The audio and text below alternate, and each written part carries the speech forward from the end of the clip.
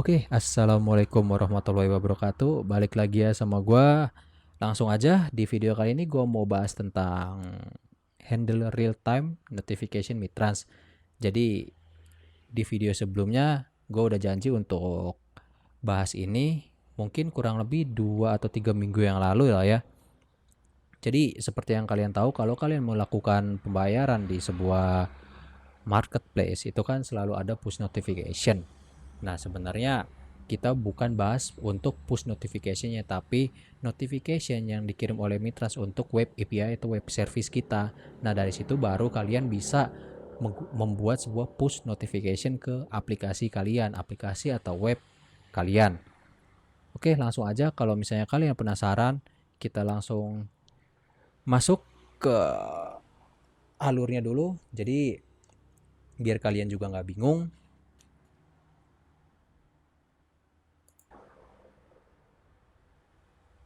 Oke, di sini gue udah buka alur dari alur dari mitranya sendiri tentang bagaimana menerima notification. Cuma di sini gue lihat itu terlalu simpel, dan kalau misalnya untuk orang-orang, maksudnya sorry banget jangan tersinggung, maksud gue untuk orang-orang yang baru mengenal sistem payment gateway ini mungkin agak sedikit membingungkan.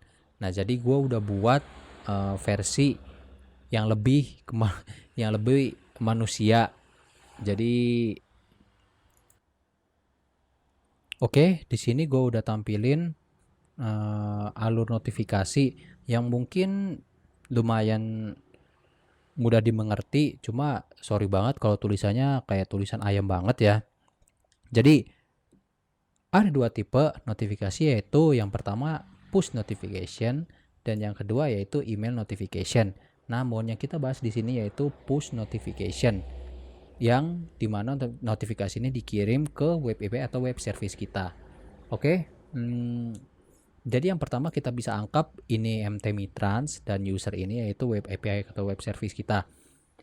Yang pertama itu melakukan request checkout seperti yang kalian tahu, dan dia mendapatkan respon checkout.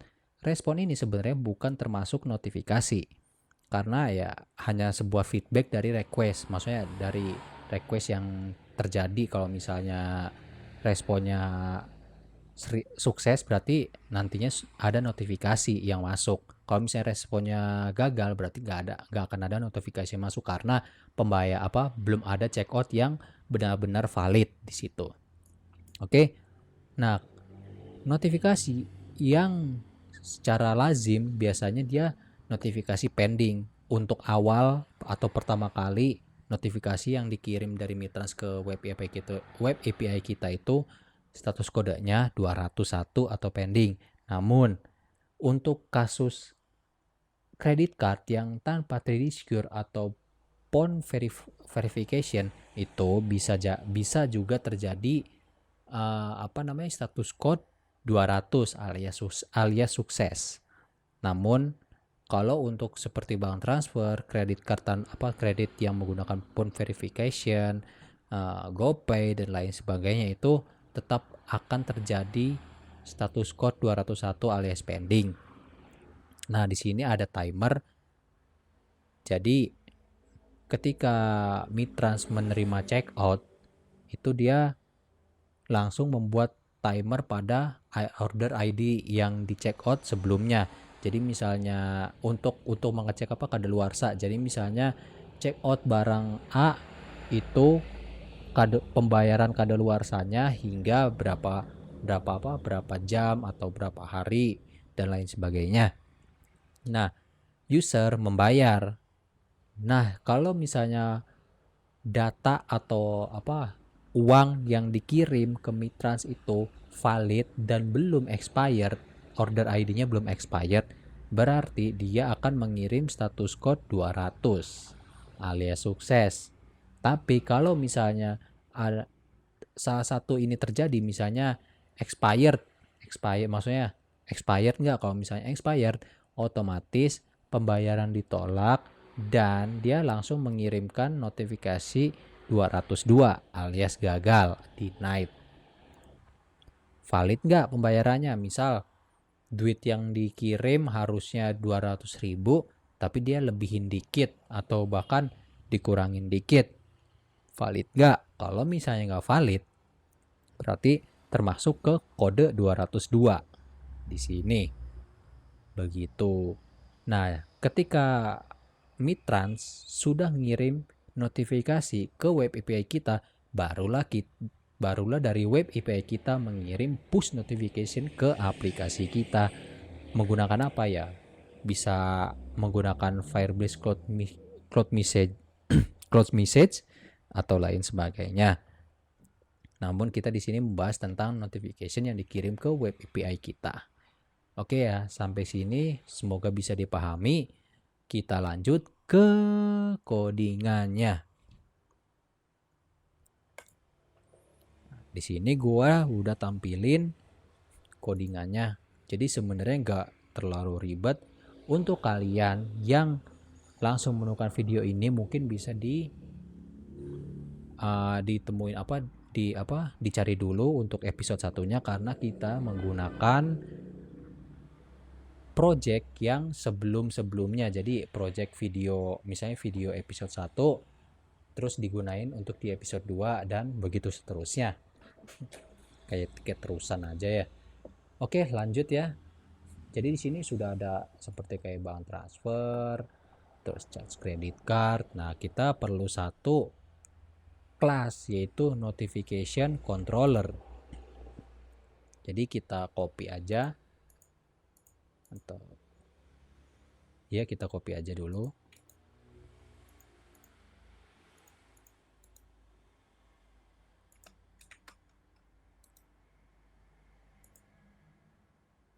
Kita copy aja, kita ubah jadi notification, karena Lumen ini nggak ada PHP artisannya. Oke, notification controller.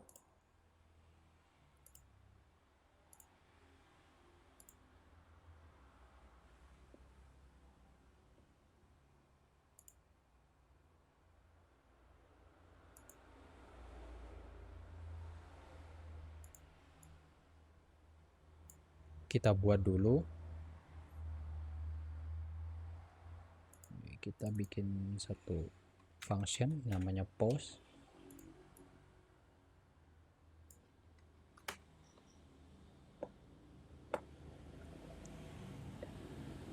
Yang lain kita hapus saja, nggak apa-apa.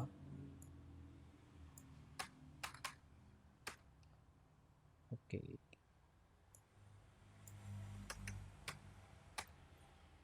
Oh iya, sekali lagi sorry banget kalau misalnya di luar rada berisik ya. Semoga nggak kedengeran juga sih.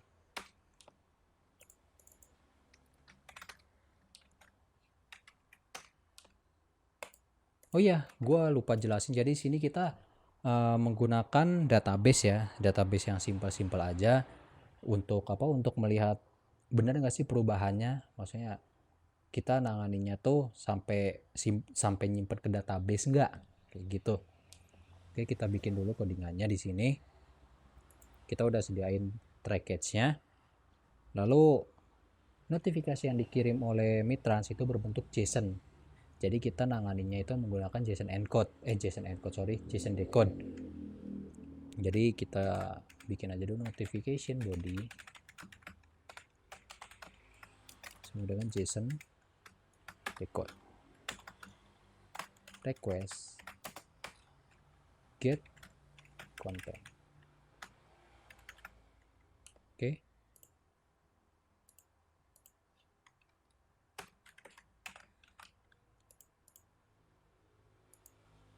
Sorry. Lalu kita bikin invoice di sini. Notification body.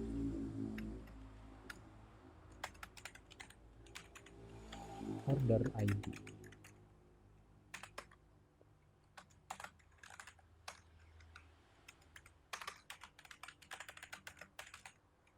Transaction ID. Oh ya, untuk apa? Untuk bedanya order ID sama transaction ID itu, order ID itu ditampilin di antar muka si pengguna. Jadi misalnya seperti yang kalian tahu, kode unik dari pembayaran itu misal kayak AP1212 misalnya. Nah itu kalau misalnya kita ke apa kita mau komplain ke admin tentang pembayaran, nah biasanya kan admin nanya tuh invoice-nya berapa, nomor invoice-nya berapa. Nah itu yang disebut dengan order ID. Nah tapi kalau transaction ID itu jangan ditampilin di antar muka penggunanya, karena ini bersifat secret, istilah apa, rahasia. Oke ya, kita lanjut. Notification body, transaction ID. Jadi order ID sama transaction ID ini objek yang dikirim oleh si Mitrans. Harus sama, ini harus sama. Kalau ini terserah kalian. Oke, lanjut. Status code. Notification body, status code. Order. Nah, untuk ini kita bikin dulu aja. Ini kan model. Kita bikin dulu aja karena belum ada database-nya. Where invoice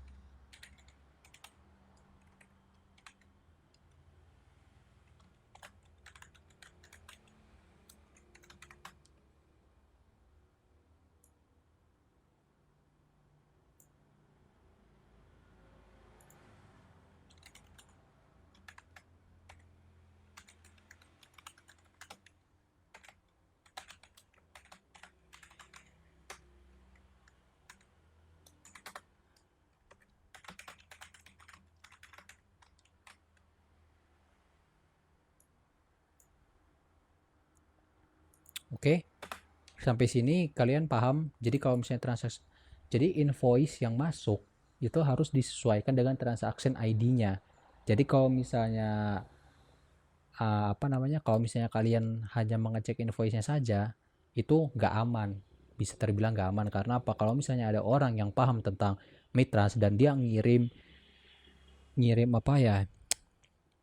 Ngirim objek notification yaitu melalui postman atau secara direct, itu bakalan apa istilahnya ya, yang nggak aman lah jadinya. Jadi tetap ke proses. Nah makanya harus dibarengin sama transaction ID. Juga bisa menggunakan signature key. Ya signature key. Oke, kita lanjut. Ini udah kita bikin order ID-nya.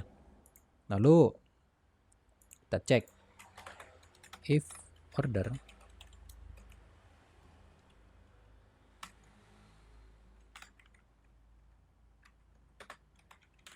return code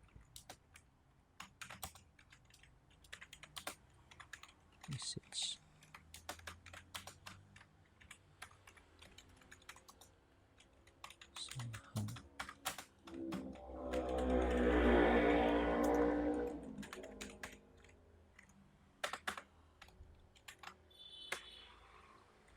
Oh sorry, kita switch status code.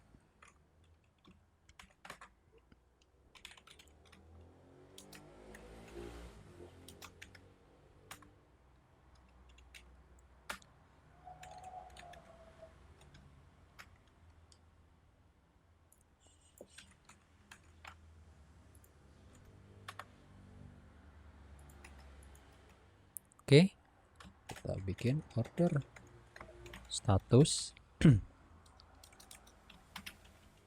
sukses.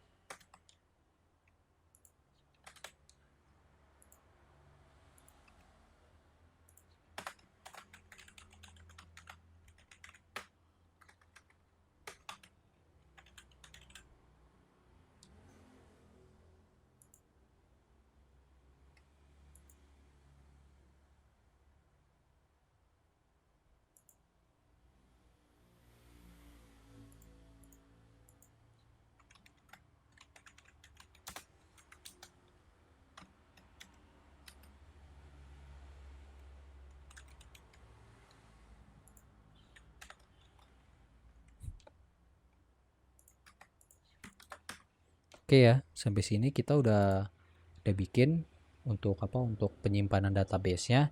Kita bikin dulu model di database. Bikin satu model yang udah apa? Order. Kita copy aja.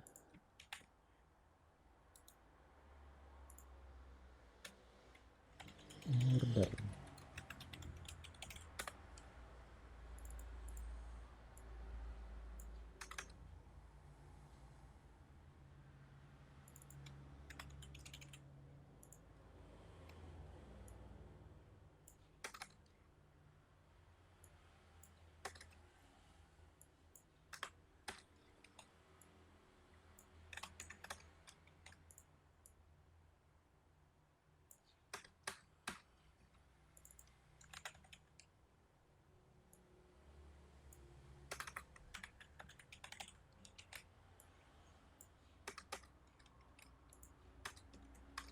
Oke ya, sampai sini udah.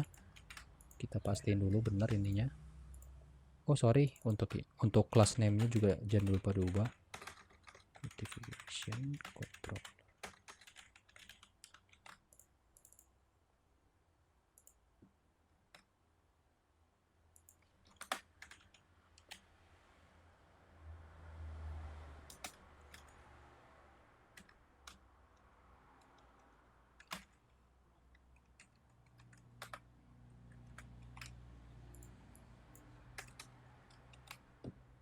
Oke, sampai sini udah benar.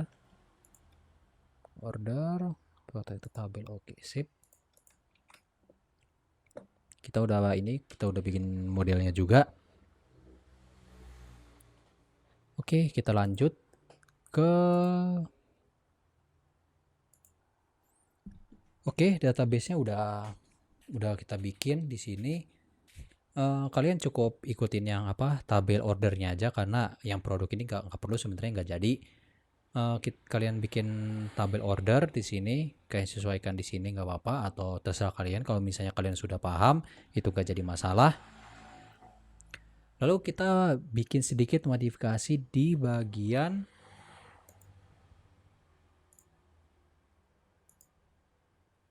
payment controllernya. Jadi di sini biar setiap orderannya masuk ke database. App order.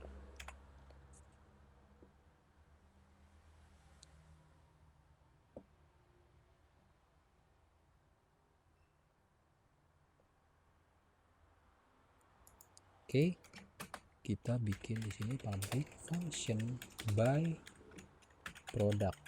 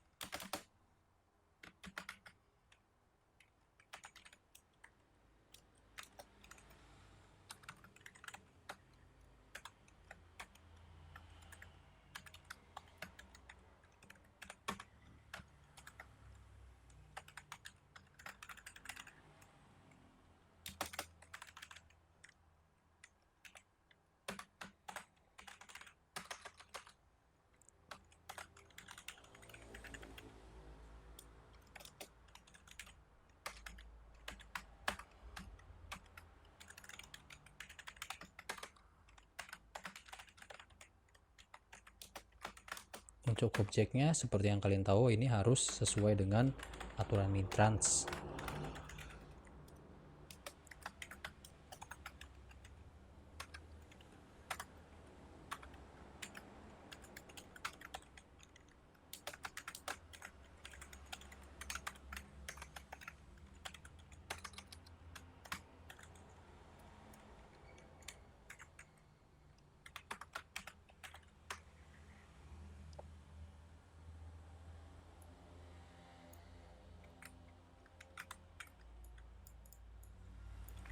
kita modifikasi dari sini, nggak apa-apa.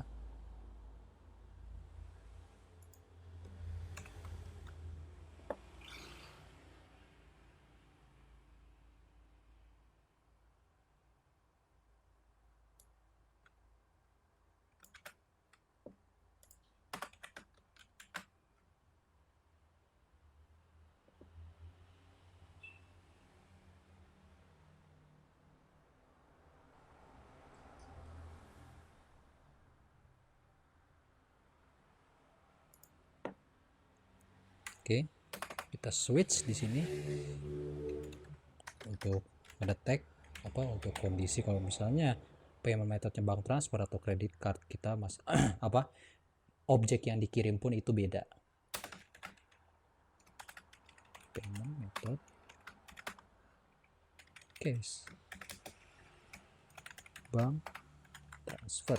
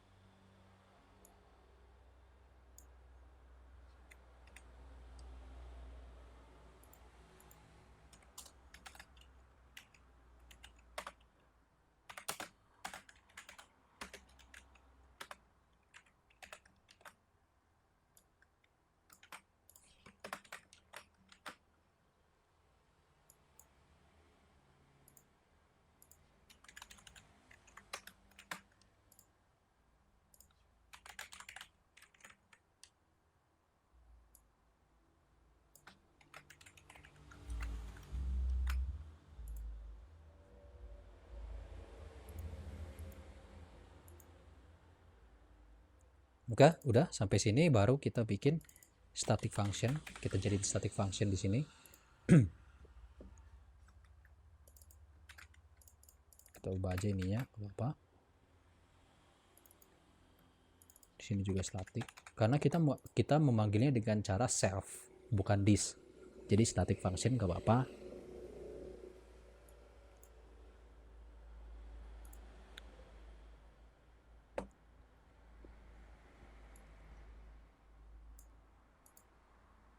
Oke, sampai sini kita bisa hapus. Details bla bla bla. Oke. Payment bank transfer bank bla bla bla. Misalnya kita menggunakan BCA nggak masalah. Charge.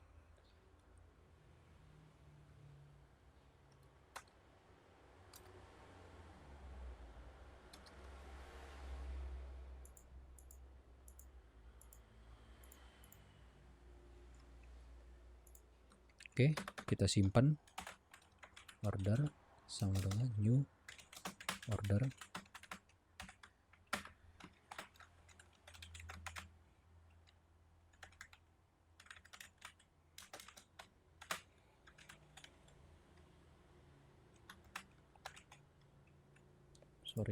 Order ID,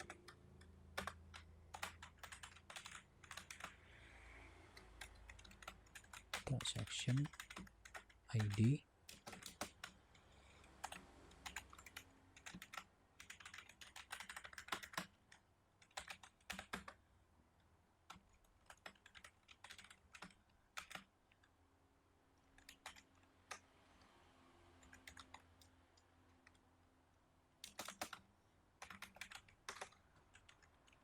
pending.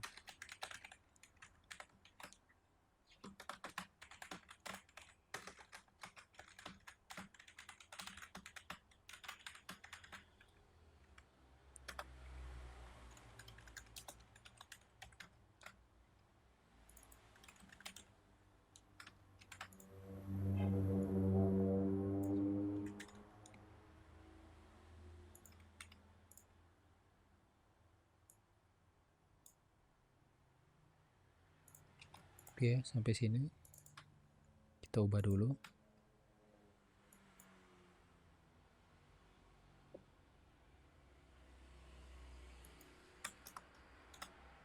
Sorry, transaction.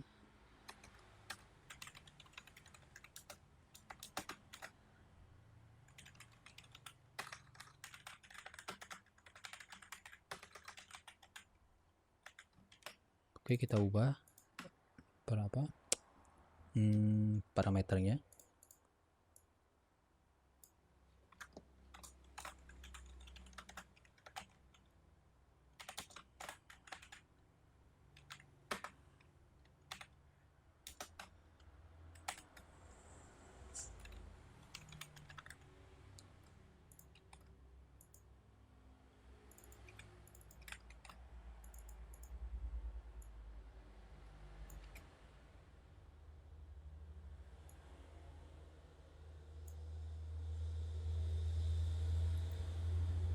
Sorry, untuk sini kita bikin token ID-nya juga.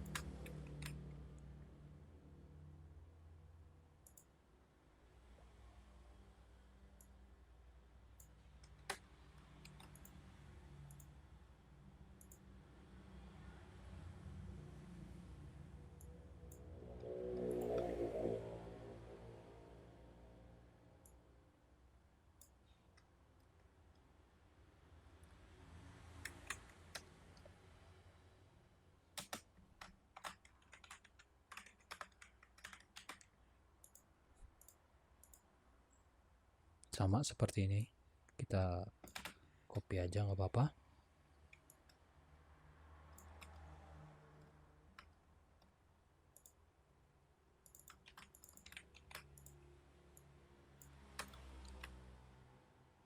Oke, sampai sini nggak ada yang error ya.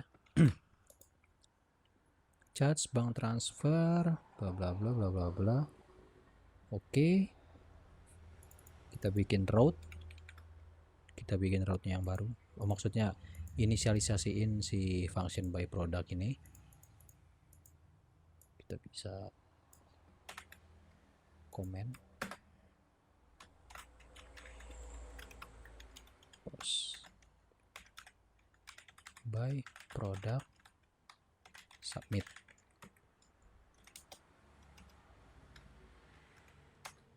Order, sorry, payment controller add by product.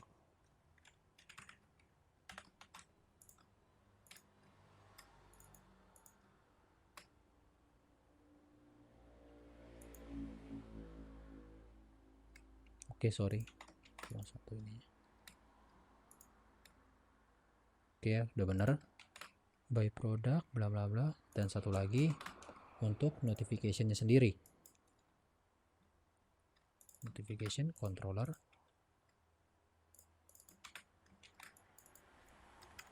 post.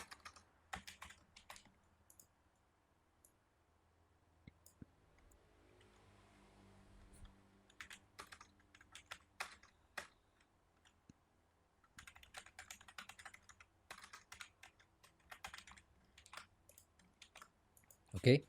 Nah, ini kita bawa ke Mitrans-nya.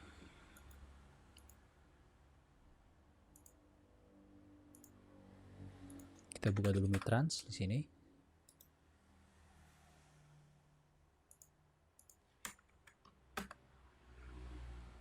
Oke, Mitrans-nya udah kebuka. Kalian langsung buka ke settings lalu configuration.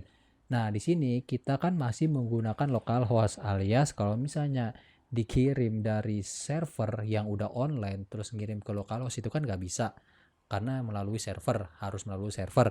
Nah, di sini kita menggunakan webhook dulu. Webhook itu untuk simulasi apakah benar Mitrans ini mengirim notifikasi. dan bentuk atau objeknya itu, objek yang dikirim itu apa. Tapi kalau misalnya kalian sudah memiliki server dan kalian sudah mengupload project ini ke server, gak ada masalah. Kalian langsung masukin route si notification push ini. Paham ya sampai sini? Oke, berarti kita buka dulu webhooknya. Kalian buka aja webhook.site ini, nanti langsung auto generate. Nah, di sini kalian punya unique URL. Nah, unique URL ini kalian copy ke Mitrans. Di sini. Oke, kalian update.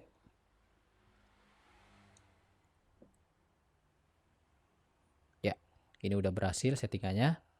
Kita buka di sini, kita kecilkan aja dulu. Kita bikin request.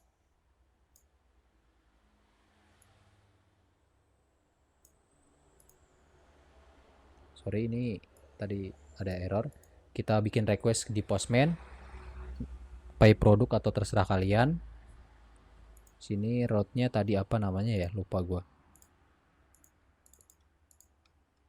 Route-nya dengan nama by product submit.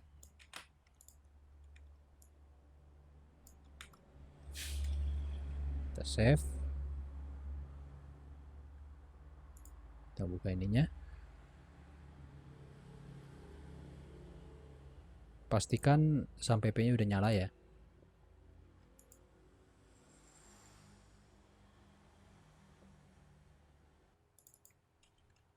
Oke, di sini ada kesalahan. Gua belum bikin request token ID. Dan di sini pun gua belum bikin, terjadi kesalahannya apa, internal internal exceptionnya belum gua bikin juga.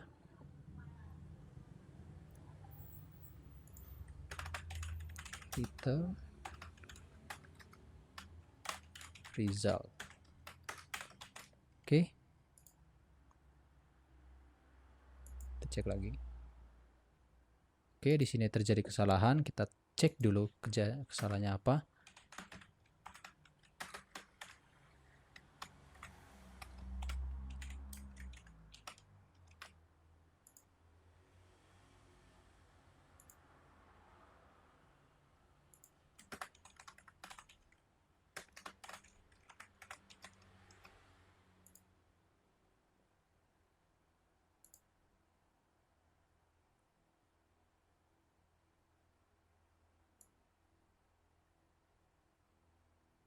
Oke. Transaction details. Sini udah benar transaction object. Oh, sorry. Ya iyalah, langsung ke replace dia. Sini bank. Sini harusnya berarti kita bikin sendiri. Payment type, sorry ya guys. Payment type-nya kita bikin transfer.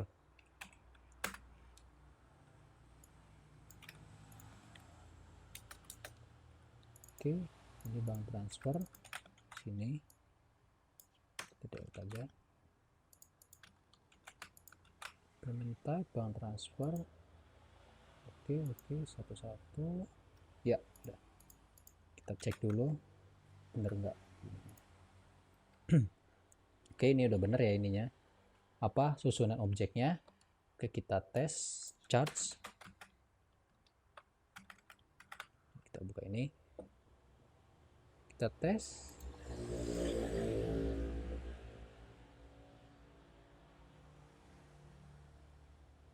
Oke, masih ada kesalahan juga di sini.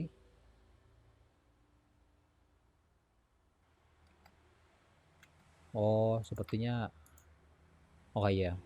Nama tabelnya apa? Nama tabel sininya. Si ordernya. Oke, kita coba lagi. Ini sebenarnya udah dapat kita diemin aja atau delete nggak apa-apa. Kita send. Kalau misalnya berhasil dia langsung ngirim notifikasi di sini. Oke. Ini kenapa resultnya nggak ada ya?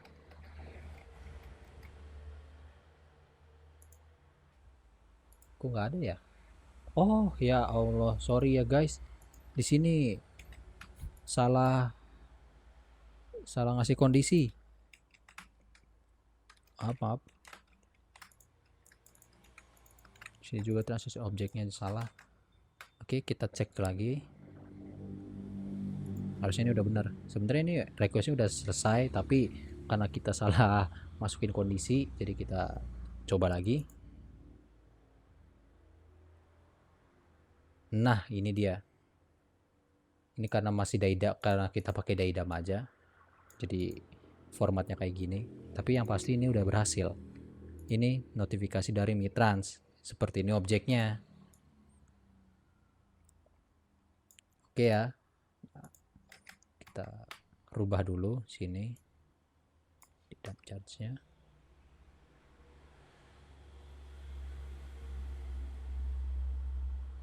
Oke. Sampai sini udah benar kita. Set. Kita cek di database kita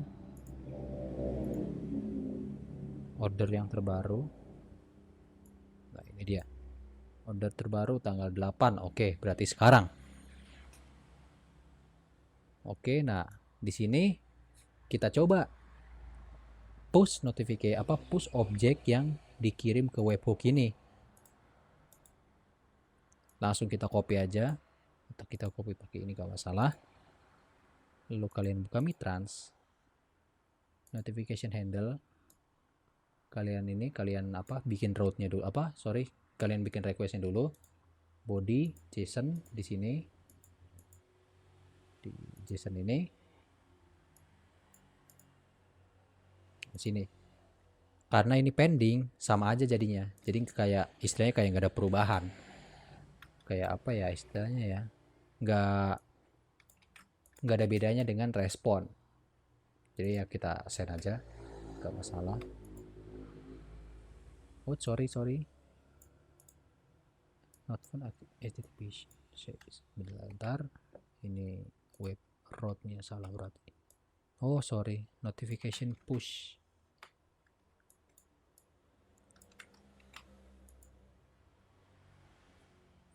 Cannot use object of type S3 class as array.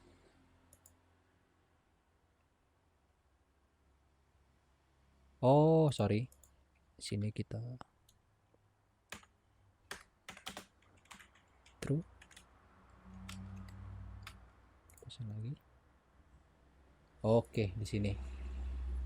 Cuma ini resultnya masih error.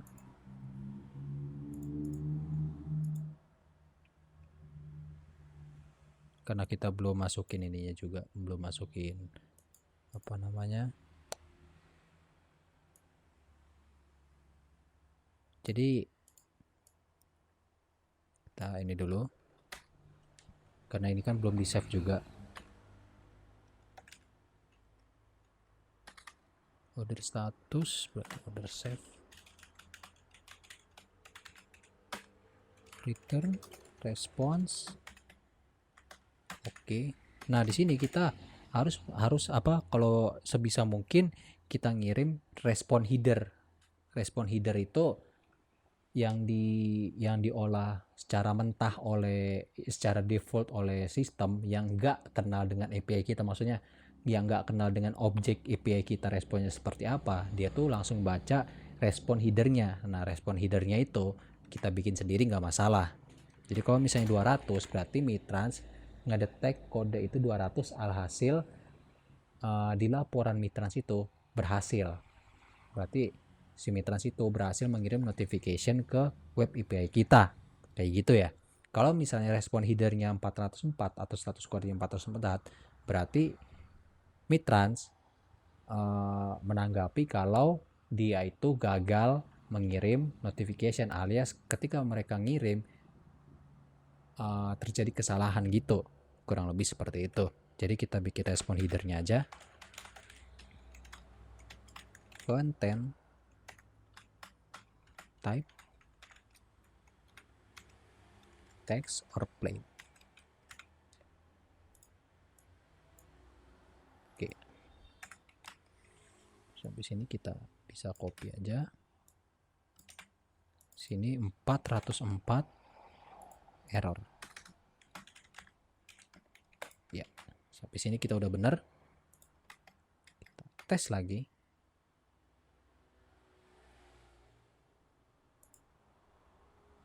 Oke. Oke, sampai sini udah benar kita. Lalu kita lakukan pembayaran. Jadi kalian bisa ambil di sini kita tadi menggunakan apa? Menggunakan apa tadi ya? Payment controller Permata ya, kita menggunakan pakai Permata. Di sini Permata ya.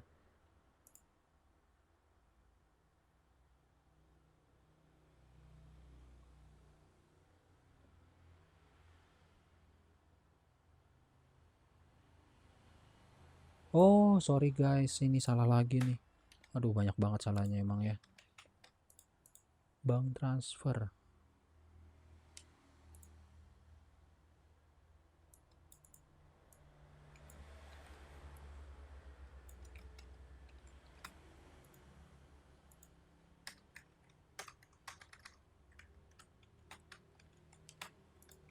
Oke, PCA bla bla bla. Oke, kita request lagi ya. Kita request lagi pay product. Oke, ini udah benar. Nah, ini baru benar ini VN number BCA, dan ini kita cek ininya udah ada juga. Nah, kita bayar apa namanya? Lakukan pembayaran dulu. Sini BCA. Yang mana ini? 10 PM. Sebentar kita send lagi ya. Oke, yang ini berarti. Kita ini VN numbernya kita copy. Kita buka simulator Mitrans. Sini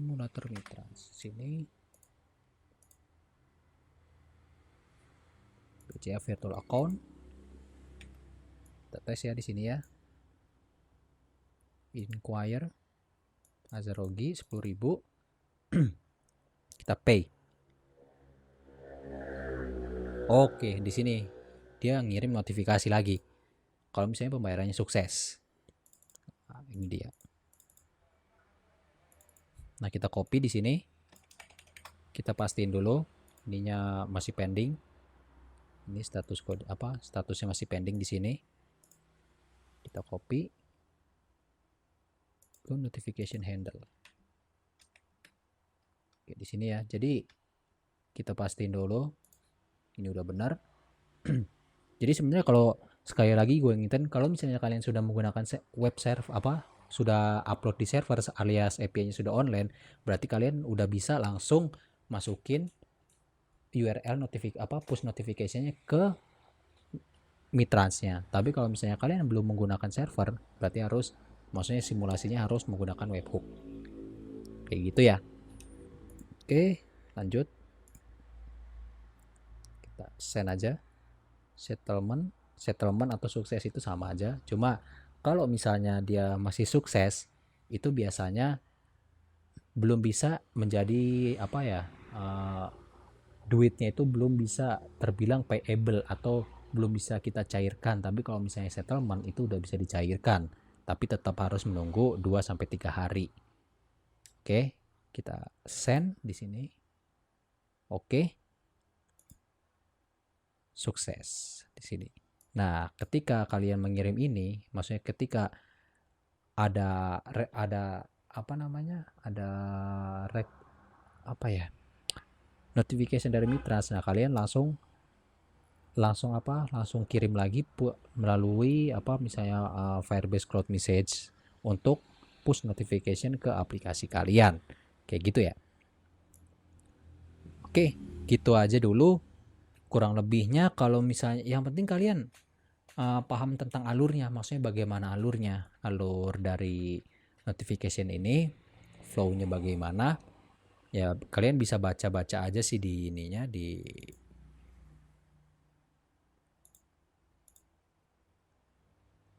sini. Misal handling notification, nah, kalian bisa baca di sini aja. Jadi objek yang dikirim itu kadang susunannya berbeda tiap pembayaran. Tapi yang sama itu biasanya